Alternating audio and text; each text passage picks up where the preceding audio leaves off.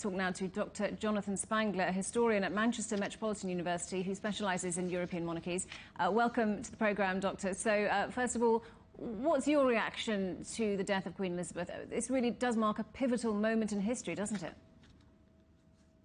Yes, it really does. I think that in many ways, Elizabeth II represents the very last of the old order of the way monarchy ran in Europe for several centuries, and smoothly transitioned the United Kingdom from the post-World War II era into the present day.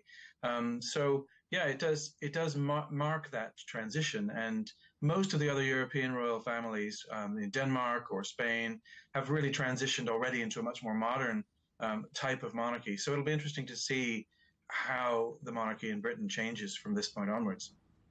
And it is perhaps hard to quantify this given the length of her reign, but what impact has the Queen had on the country during 70 years?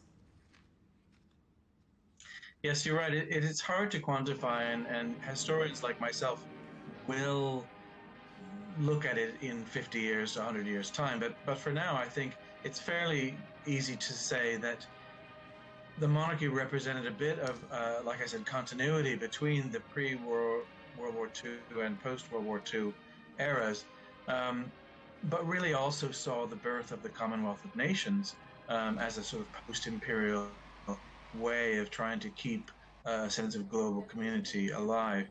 And I guess time will tell how that pans out. Obviously, over that long period, there were some more challenging moments. What would you say were some of those for her? Well, there's certainly quite a lot. The moments that always stand out are the pretty difficult years where the family's personal life became very much tabloid news in the 90s, with divorces and adultery and the death of Princess Diana, and whether the royal family dealt with that in a correct manner or not. So there were certainly those difficulties, but I think that by that point, Elizabeth II had been in her job for such a long time that she knew how to manage it and how to weather it, and really used very much the support of her family. And I think it's always been a really key part about the British royal family. So how do you think that she will be remembered? What will her legacy be?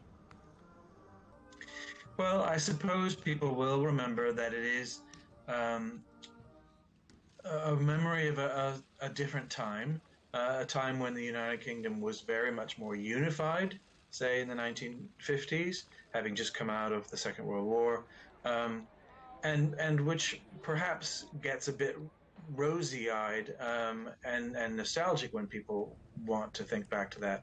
But I hope that more of the legacy will be that she helped to transit the monarchy and the United Kingdom as a whole into a more all-embracing era of sort of multiculturalism. And I think that's something that her son is quite keen to take and run with very much in the next generation. Well, as you say, we do now enter a new era with King Charles III. What do you think we can expect from him, both for his reign and for the institution of the monarchy in this country? Well, I think we've already seen quite a lot of indications of where they are headed, simply because in order to survive and to remain sort of at the core of UK social and cultural life, they've already had to slim down quite a lot and modernize, like I said, along the lines of many of the other European monarchies. And so there will be more of an emphasis on only the people who actively serve the people of the United Kingdom will be entitled to the privileges of royalty. That has already happened, and I think that will just continue on in the next reign.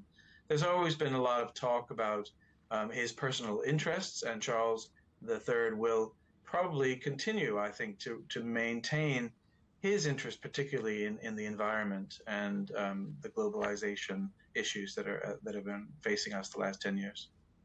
Okay, Dr. Jonathan Spangler from Manchester Metropolitan University, thank you very much indeed for joining us today.